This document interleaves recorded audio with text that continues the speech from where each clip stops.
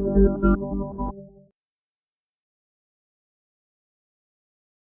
teman-teman, apa kabarnya? Kembali lagi di channel Lintas Kota Dingin.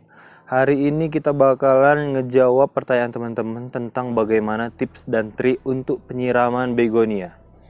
Pembelajaran pertama adalah bagaimana ciri-ciri tanaman begonia yang kekurangan dan kelebihan air, teman-teman.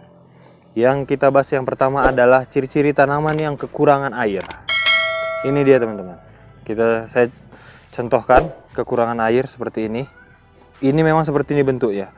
Yang pertama teman-teman analisa adalah bukan di bagian daunnya teman-teman, tetapi biasanya begonia yang paling jelas dia kalau dia kekurangan air adalah di batangnya. Nih teman-teman, teman-teman bisa lihat batangnya, batang daunnya dia turun semua. Kenapa batang daunnya saya identifikasi? Karena kandungan air paling banyak itu di bagian bonggol dan bagian batang daunnya. Jadinya kalau daun teman-teman dia mengkerucut seperti ini tetapi batangnya tegak, itu biasanya bukan kekurangan air. Contoh kekurangan air adalah seperti ini. Oke, teman-teman bisa lihat dia daunnya jatuh teman-teman. Beda sama yang ini. Ini adalah tanaman yang kadar airnya pas, yang ini adalah tanaman kadar airnya kurang. Oke, teman-teman bisa lihat.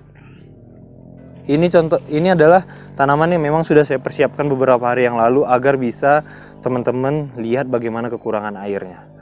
Oke, selanjutnya adalah tanaman yang kelebihan air. Kelebihan air itu bagaimana? Yang pertama adalah paling gampang.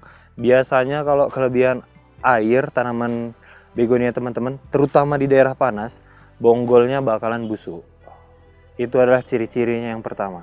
Tetapi untuk normalnya, setelah tanaman teman-teman udah sehat atau bagaimana, ciri-ciri kelebihan air adalah, dan kebetulan saya gunakan juga di contoh tanaman ini dia teman-teman. Dari ujung daun ini seperti ini, dia terlipat teman-teman nih.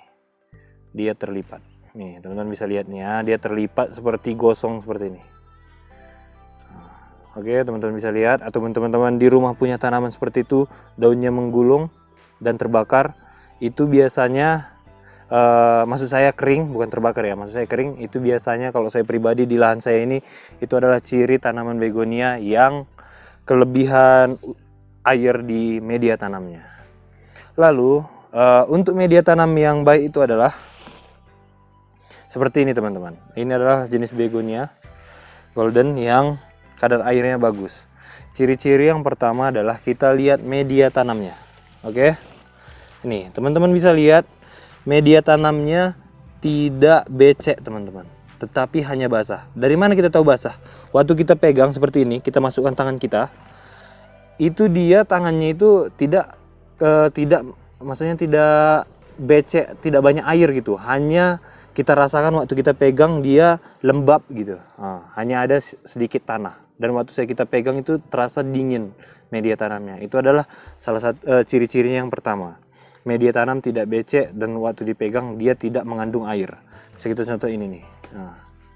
Nah, media tanamnya hanya lembab air teman-teman. Walaupun dibuat di tangan gini, kalau media tanam yang banyak air pasti ini dia lengket. Tetapi ini tidak.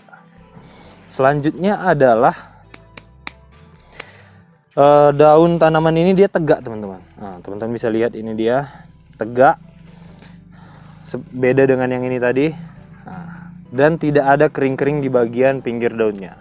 Itu adalah ciri-cirinya bahwa media tanam tersebut dia cocok, ataupun tanaman tersebut unsur airnya dia pas. Yang selanjutnya adalah yang tidak kalah penting, media tanamnya ya. Sebelumnya itu media tanamnya teman-teman harus memang cocok, bisa menyimpan air. Kalau teman-teman bingung, silahkan search di playlist video kita bagaimana untuk meracik media tanamnya. Selanjutnya adalah tentang dosis penyiramannya teman-teman ya. Setelah media tanam oke, lanjut ke dosisnya. Gampangnya saya jabarkan adalah teman-teman kalau punya pupuk organik boleh digunain. Pupuk organik cair maksud saya boleh digunain untuk penyiramannya, malahan itu lebih bagus untuk tanaman dan media tanamnya.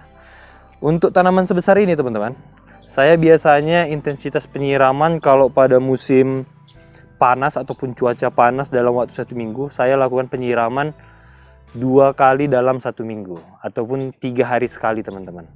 Waktu penyiramannya yang paling bagus adalah di pagi hari, karena kalau pagi hari ke siang maka penguapan air itu bisa terjadi secara maksimal.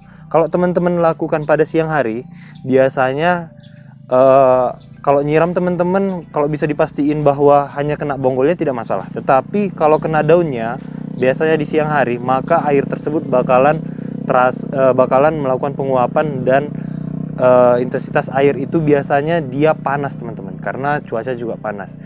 Yang dikhawatirkan adalah nantinya daun begonia teman-teman tidak tahan pada kondisi air yang panas. Selanjutnya malam hari. Kalau penyiraman teman-teman lakukan penyiraman di malam hari, saya biasanya ragunya adalah karena tidak adanya penguapan air. Jadinya kalau teman-teman banyak melakukan penyiraman pada malam hari, dikhawatirkan tanaman tersebut mudah terserang jamur karena tidak ada penguapan.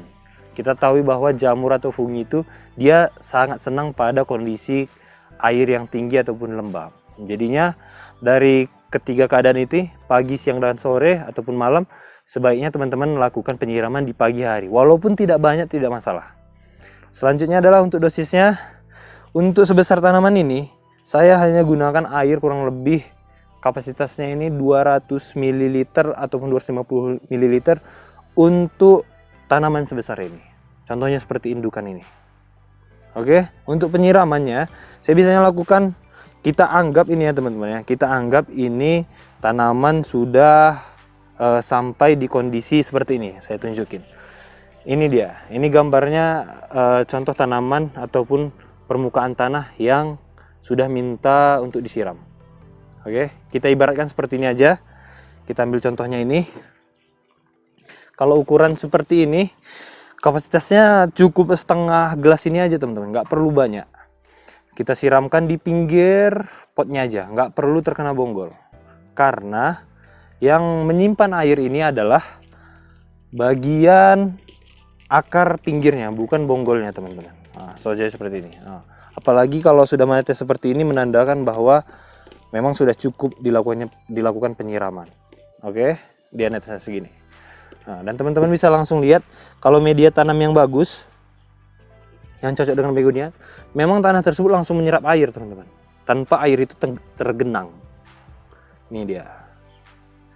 Oke, setelah itu ya treatmentnya seperti biasa aja, letakkan di tempat teduh. Ataupun teman-teman sudah dapat kondisi tanaman seperti ini, yang seperti ini tadi, yang menunjukkan ciri-ciri kekurangan air dan kelebihan air, teman-teman memang harus benar-benar lakukan intensitas atau penyiraman yang tidak berlebih ataupun tidak kurang pada tanaman tersebut, agar dia bisa tegak kembali. So, itu adalah pembelajaran tentang bagaimana penyiraman dan tekniknya. Semoga video kali ini sangat bermanfaat untuk teman-teman. Teman-teman silahkan share agar teman-teman yang lain yang masih bingung untuk masalah penyiraman, mereka bisa mencoba tips dari saya ini. Ini adalah semua real, adalah pembelajaran saya, tidak ada yang saya tambah-tambah. Teman-teman bisa langsung lihat, ini adalah hasilnya semua tanamannya.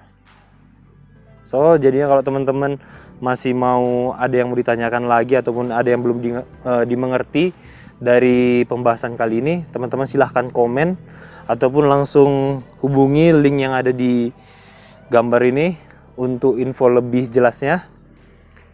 Dan ini adalah akhir video kita, dan sampai jumpa di video selanjutnya.